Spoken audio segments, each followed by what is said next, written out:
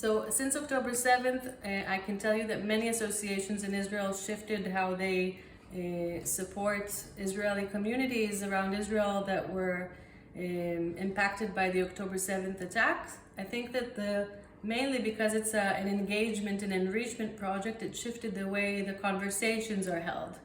I know that teachers that are involved in the project, they kept coming. It didn't affect in any way the meetings because it's something that they're supposed to do as part of their accreditation, because they receive, we call it points or credit for the training that they need to do for the Ministry of Education as part of their role as teachers.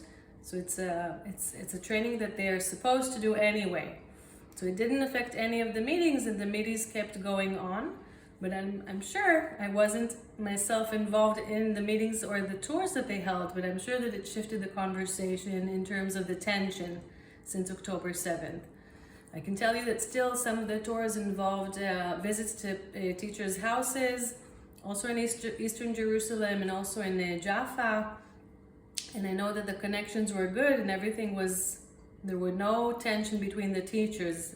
On the contrary, they felt that it's more meaningful in this time of war to meet the other, as we say, and get to know their personal life and their identities and to hear about their stories. They call it, Michal told me, the terminology or the place terminology, or the term, it's a term in Hebrew that it's hard to explain in English, but terminoitica of the place, that's how they call it. When you get to know someone through the lens of where he lives and where his culture is, and that's how basically you get to learn more about his identity.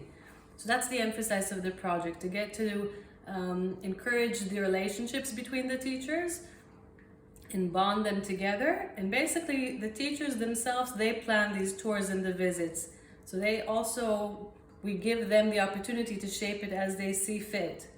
And this is an important aspect of the project.